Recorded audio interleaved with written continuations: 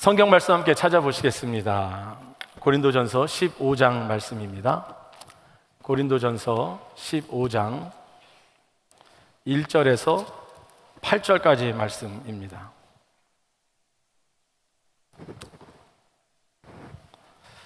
고린도전서 15장 1절에서 8절 말씀, 제가 한 절 읽고 여러분이 한 절 읽고 마지막 절은 같이 읽겠습니다. 형제들아, 내가 너희에게 전한 복음을 너희에게 알게 하노니 이는 너희가 받은 것이요 또 그 가운데 선 것이라.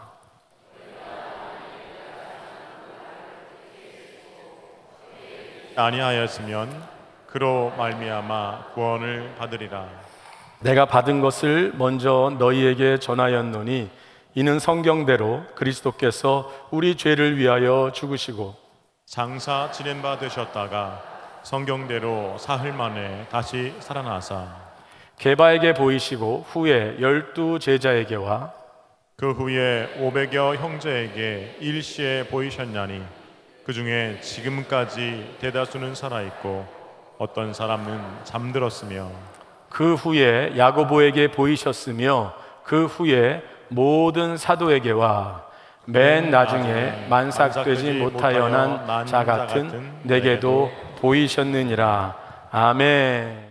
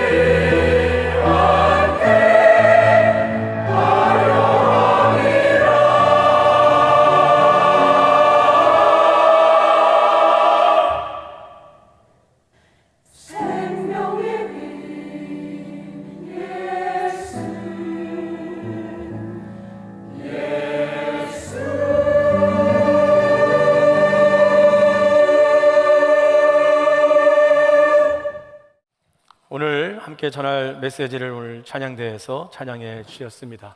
구원자로 오신 예수님, 여러분과 함께 기독교 복음을 알다라는 시리즈 제목으로 말씀을 나누고 있습니다. 오늘 그 네 번째 시간, 그리스도 예수 그리스도 십자가와 부활에 관해서 말씀을 나눕니다. 지금까지의 말씀의 내용들을 여러분들께서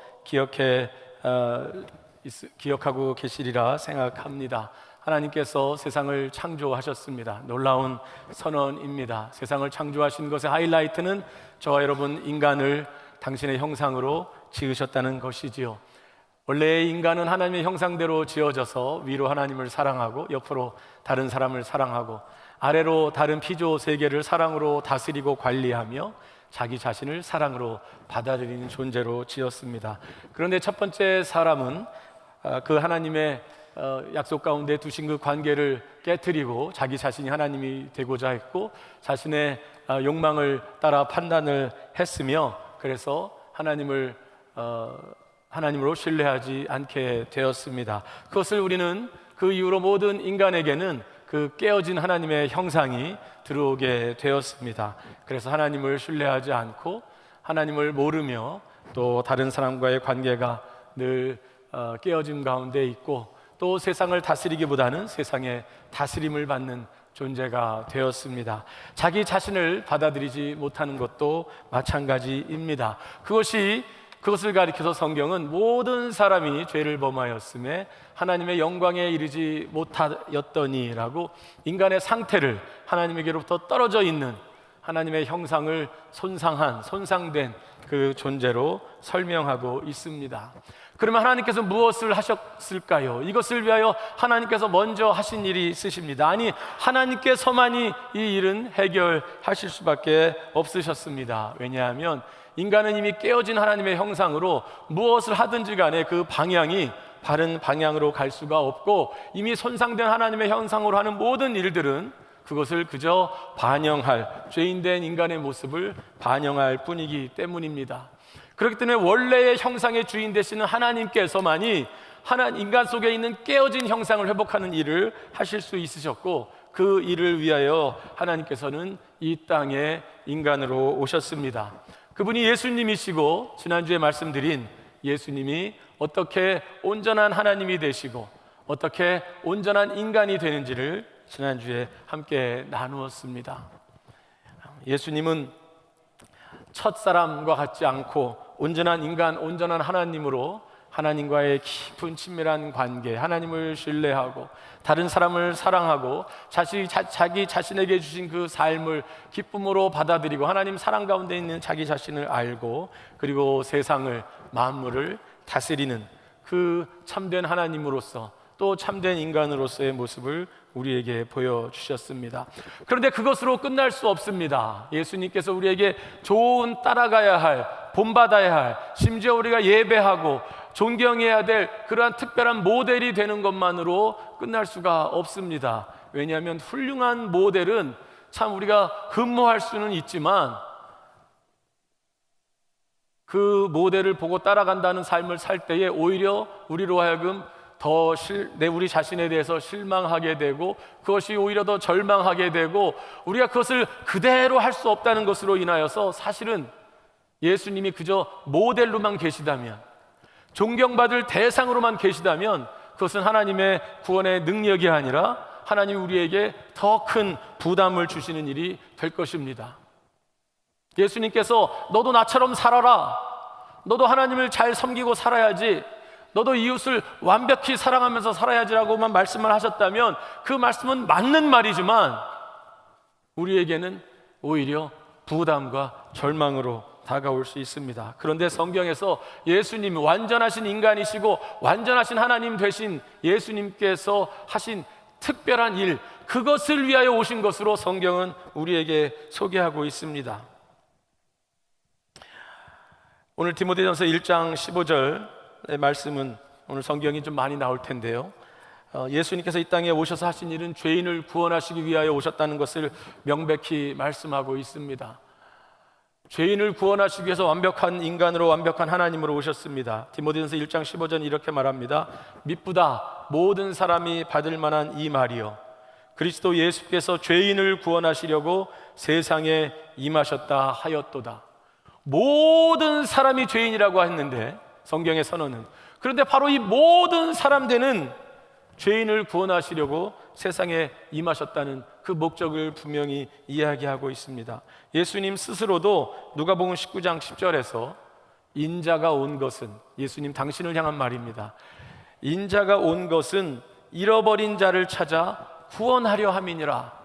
구원의 목적을 분명히 하셨습니다. 그리고 구원의 대상은 잃어버린 자라고 말씀하셨습니다. 하나님에게로 떠나가 있는 인간의 모습, 하나님의 형상이 손상되어 있는 인간의 상태, 그것을 잃어버린 자로 말씀하시면서 그것을 구원하시기 위하여 오셨다고 했습니다. 그러면 예수님께서는 어떠한 방법으로 구원을 하셨을까요? 말씀드린 대로 좋은 설교를 전해주심으로, 몇 가지 기적을 행하심으로, 그리고 도덕적인 삶의 모범을 보이심으로써 인간이 그것을 따라가면 구원받을 것이라고 말씀하셨을까요? 그렇지 않습니다. 예수님께서 구원하신 방법의 가장 결정적이신 것은 그의 죽으심으로 생명을 살리셨습니다. 죽으심으로 구원하셨습니다. 그것에 관해서 오늘 읽은 본문 고린도전서 15장에서 바울도 분명히 이야기하고 있습니다. 초대교회 고린도 교회에게 보낸 이 편지에서 바울은 15장 1절에 이렇게 말합니다. 내가 너희에게 전한 복음을, 우리가 지금 기독교 복음을 알다라는 제목으로 나누고 있는데요, 내가 너희에게 전한 그 복음, 그 복된 소식이라고 말할 복음을 너희에게 알게 했다. 이는 너희가 받은 것이요 또 그 가운데 선 것이라. 이 복음을 받아들인 것이고 그 복음이 여러분들이 서 있는 그 기초가 되는 것이라고 말하는 그 복음의 내용을 무엇이라고 소개하고 있을까요? 3절입니다. 내가 받은 것을 먼저 너희에게 전하였노니. 바울이 무엇인가를 받아들였다는 것입니다. 누군가 바울이 그리스도인이 되었을 때 바울에게 복음의 핵심을 알려줬는데, 바울보다 앞선 신앙인들이 내가 받은 그것을 나도 여러분들에게 전해줬습니다. 그 내용이 무엇일까요? 착하게 살아라일까요? 희생하며 살아라일까요? 예배 잘 드리며 살아라일까요? 그렇지 않습니다. 내가 받은 것을 먼저 너희에게 전하였노니, 3절입니다. 이는 성경대로 그리스도께서 우리 죄를 위하여 죽으시고 성경대로 장사 지낸 바 되셨다가 성경대로 사흘 만에 다시 살아나사. 바울이 받아들였던 것, 그리고 바울이 고린도 교인들에게 전했던 것, 그리고 그들이 그 복음 가운데 우뚝 서기를 원했던 것은 그리스도께서 우리 죄를 위하여 죽으셨다는 그 사건을, 그 내용을 저들이 분명히 이해하고 그것을 받아들이기를 지금 다시 확인하고 있는 것입니다. 베드로전서에서 예수님의 제자 베드로도 이렇게 3장 18절 앞부분에서 이렇게 말합니다. 그리스도께서 단번에 죄를 위하여 죽으사 의인으로서 불의한 자를 대신하셨으니 이는 우리를 하나님 앞으로 인도하려 하심이라. 그가 단번에 죄를 위하여 죽으심으로 불의한 자를 대신하셨다고 말하고 있습니다. 마가복음에서도 예수님 스스로 당신이 이렇게 말씀하십니다. 10장 45절에 인자가 온 것은 섬김을 받으려 함이 아니라 도리어 섬기려 하고 자기 목숨을 많은 사람의 대속물로 주려 함이니라. 예수님이 행하셨던 모든 설교와 모든 기적과 모든 삶의 그 결과는 예수님의 죽으심이라는 그 방향을 향하여 흘러가고 있습니다. 예수님은 그 사역 가운데에 이제 죽으러 가는 예루살렘에 관해서 계속해서 말씀하셨습니다.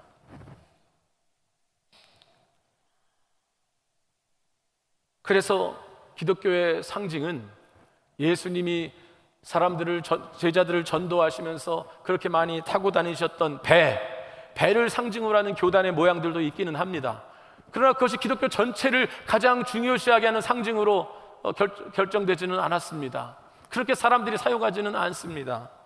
물고기가 기독교의 상징으로 차 뒤에 붙어 있기도 합니다. 왜냐하면 물고기라는 그 뜻이 담고 있는 그 한자 피오스라는 그 엑스투스라는 그 뜻 한자가 예수님이 하나님의 아들이고 그리스도라는 그 말을 따라하기 때문에 비밀스럽게 물고기를 상징으로 했던 초대교회의 상징이 있었습니다. 그러나 그것이 제일 모든 사람들이 알고 있는 기독교의 상징은 아닌 것이 되었습니다.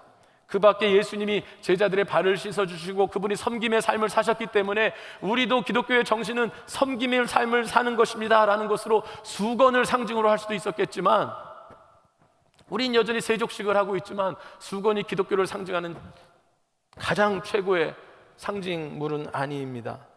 그 외에 예수님의 주권을 상징하는 보좌가 될 수도 있고, 성령이 비둘기와 바람같이 임했기 때문에 비둘기, 불 이런 것들이 상징적으로 사용되어지기도 합니다. 우리 나사렛 교단의 교단 마크에도 그 비둘기가 있고 또 그 불과 같은 모양이 있습니다.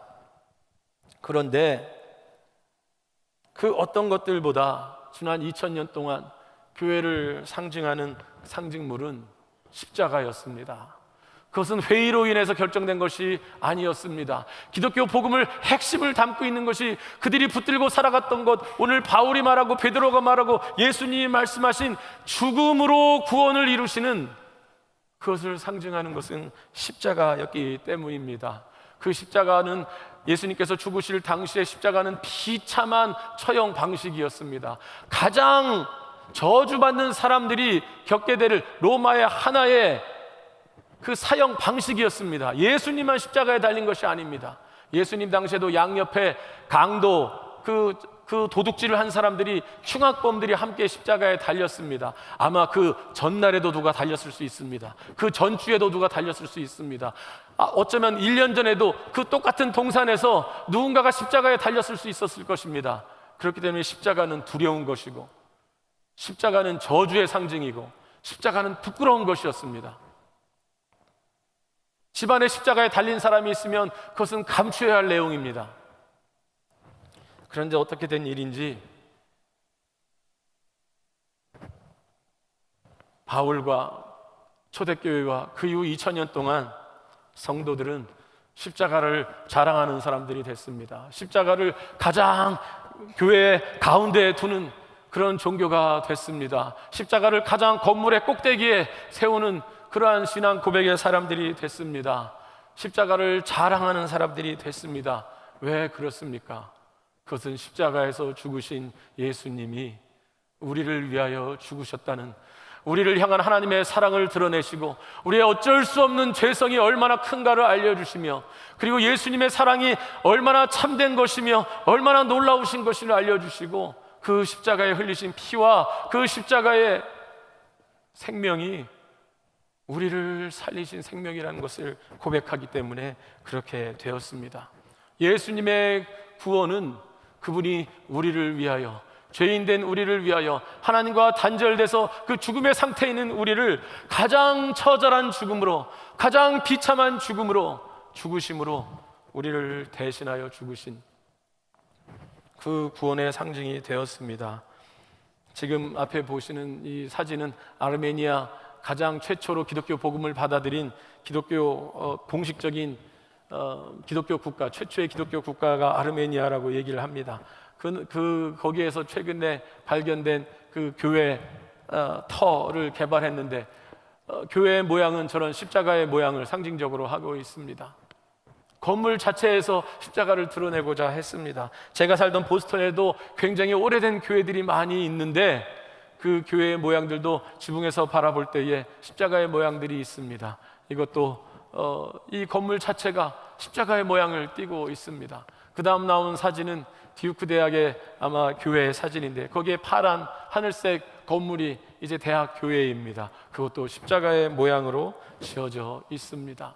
그것만이 아니죠. 우리가 여러분이 바라보시는 그 앞에 가장 위에도 십자가가 있습니다. 그 십자가는 저주의 상징이었는데, 그것은 처참한 피 흘림의 상징이었는데, 그 피 흘림이 하나님 되시는, 온전한 인간 되시는, 그래서 우리를 대신할 수 있고 우리를 대표할 수 있는, 그러나 그렇게 죽으실 필요가 없으신, 그렇게 죽으시면 안 되는 예수님께서 나를 대신하여, 나를 대표하여 죽으신 그 십자가이기에 우리는 그 십자가를 영광스럽게 바라봅니다. 그 십자가에 흘리신 주님의 그 피 흘리신 옷자락과 피 흘리신 그 몸을 우리는 붙들며 우리의 연약함을 그 앞에 내어놓습니다. 그 앞에서 우리는 내가 어떻게 내가 어떻게 살아야만 그 앞에 설 수 있다는 것, 내가 얼마나 도덕적이어야 된다는 것, 그것이 아니라 연약한 죄인으로서, 하나님의 형상이 손상된 연약한 인간으로서 그 앞에 값없이, 그 앞에 그 은혜에 의지하여 그 앞에 무릎을 꿇게 되어집니다. 그것이 바로 예수께서 죽으심으로 이루신 구원이십니다. 성경은 그래서 이 십자가 사건을 이야기하는 예수님의 생애를 소개하고 있는 사복음서, 마태, 마가, 누가, 요한, 이것은 예수님의 그 생애를 33년으로 추측되어지는 그 생애를 소개하고 있는 이 복음서에서 예수님이 수많은 설교를 하셨고, 예수님이 수많은 기적들을 행하셨고, 병고침과 수많은 기적들을 행하셨지만,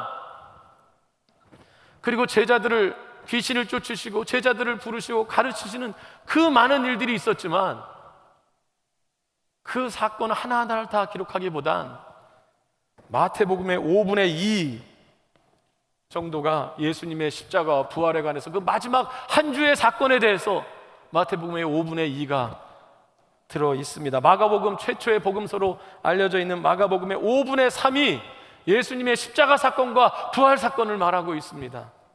누가복음의 3분의 1이 예수님의 마지막 한 주간과 그 직전에 일어났던 사건에만 집중해서 이야기를 하고 있습니다. 요한복음은 반 정도를 예수님의 십자가 사건 그 시기 마지막 이야기를 다루는 데에 요한복음은 반을 할애하고 있습니다. 그것은 예수님의 말씀 전하심, 예수님의 그분의 그 도덕적인 삶, 그분의 능력의 삶, 결국 그것이 이루고자 했던 것은 예수님의 구원의 사건이고, 그 구원의 사건이 십자가에서 죽으심으로 이루어졌다는 것을 부끄러움 없이 고백하고 있었던 것이지요. 그것에 관해서 구약성경 이사야서도 예언적으로 이렇게 말하고 있습니다. 그분의 대속의 죽음, 나를 대신하는 죽음, 그리고 하나님께로 이끄는 그 죽음에 대해서 이렇게 말합니다. 그는 실로 우리의 질고를 지고, 53장 4절에서 6절입니다. 우리의 슬픔을 당하였거늘 우리는 생각하기를 그는 징벌을 받아 하나님께 맞으며 고난을 당한다 하였노라. 그가 찔림은 우리의 허물 때문이요 그가 상함은 우리의 죄악 때문이라. 그가 징계를 받음으로 우리는 평화를 누리고, 그가 채찍에 맞음으로 우리는 나음을 받았도다. 우리는 다 양 같아서 그릇 행하여 각기 제 길로 갔거늘 여호와께서는 우리 모두의 죄악을 그에게 담당시키셨도다. 그래서 우리는 예수 그리스도의 십자가 없이 다른 예수님의 모습을 이해한다면 우리는 기독교 복음을 이해하지 못하는 것입니다. 내가 좀 더 착하게 살아야지 그것이 결과적으로 나타날 수 있겠지만, 우리를 십자가에서 우리를 대신하여 우리를 대표하여 죽으신 예수님, 그 은총이 나를 정결케 하고, 그 은총이 나를 용서하고, 그 은총이 나를 새롭게 한다는 이 사실 앞에 우리를 내려놓지 않는다면 우리는 기독교 복음을 알지 못하는 것입니다. 그런데 예수님의 십자가의 죽음은 그것으로 끝나지 않습니다. 성경은 놀랍게 또 이렇게 이야기를 합니다. 오늘 본문 고린도전서 15장 3절에 그리스도께서 우리 죄를 위하여 죽으시고, 4절 장사 지낸 바 되셨다가 성경대로 사흘 만에 다시 살아나사. 이것은 바울만의 고백이 아닙니다. 수많은 성경의 저자들이 예수께서 십자가에서 죽으시고 부활하심으로 우리에게 새로운 생명을 주시고, 인류의 역사들을 새로운 생명의, 이제는 죽음의 길이 아니라 새로운 생명의 길로 이끄셨음을 증언하고 있습니다.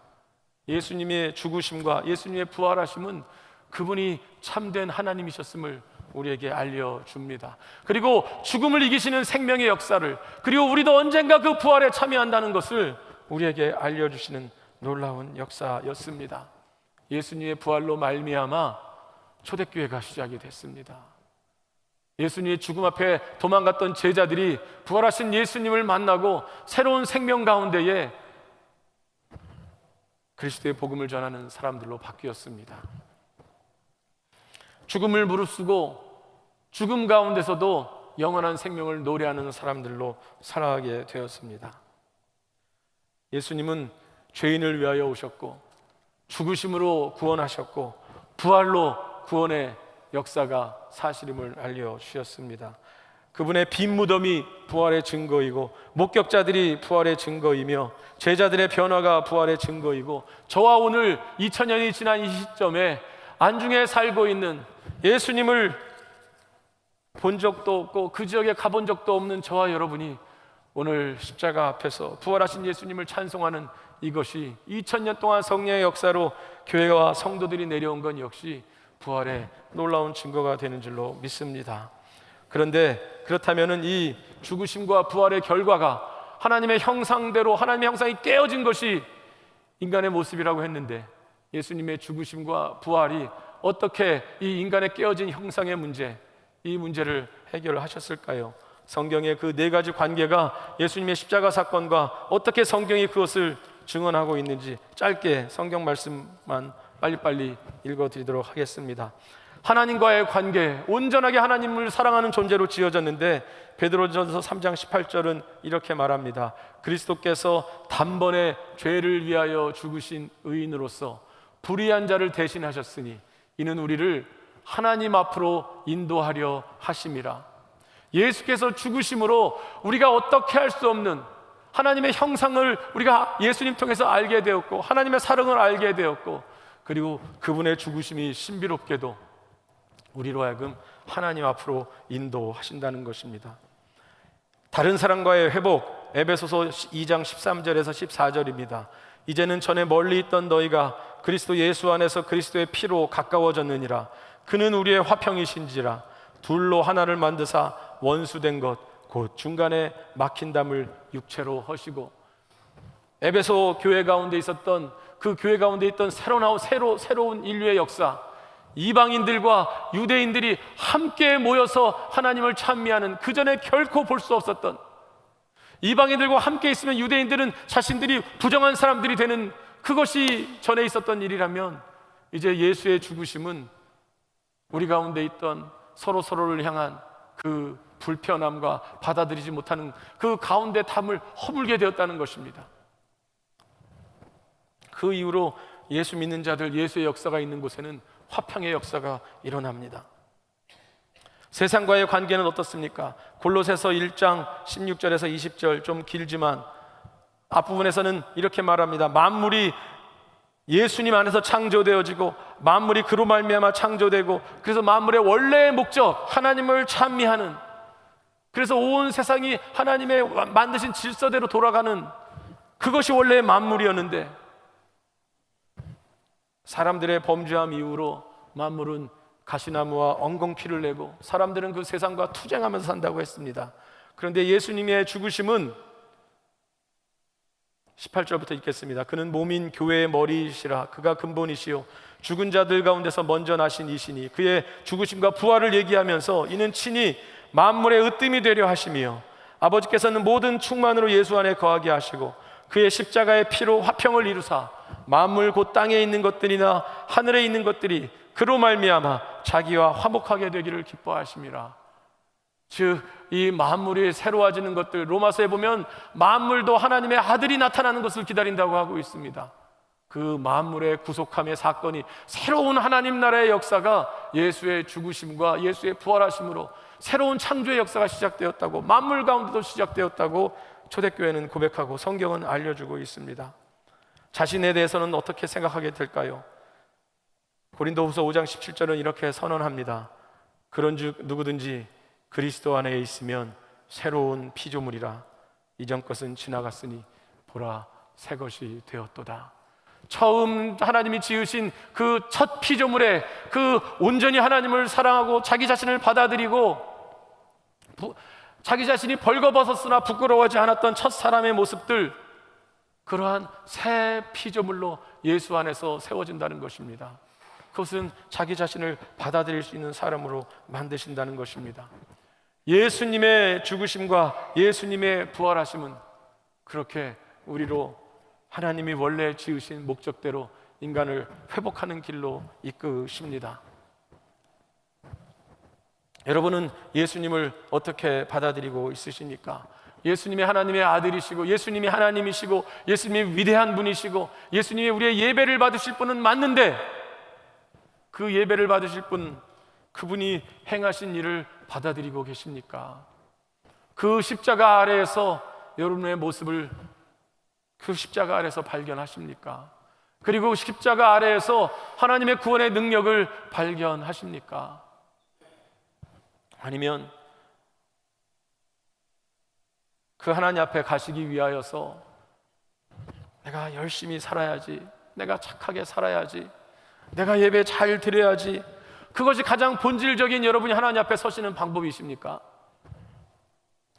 다음 주에 첫사람들이 하나님의 명령을 받아서 그들이 그 말씀을 지키며 그 하나님을 신뢰하며 살아가는 그 믿음의 반응을 했어야 되는데 그들은 하나님을 의심하고 하나님께서 떠나갔습니다. 우리도 이 예수께서 십자가에서 죽으신 사건 그리고 부활하신 이 사건 앞에 우리도 각자의 반응을 보여야 합니다. 그것이 믿음입니다. 다음 주일에는 이 믿음에 관해서 말씀을 드리겠습니다.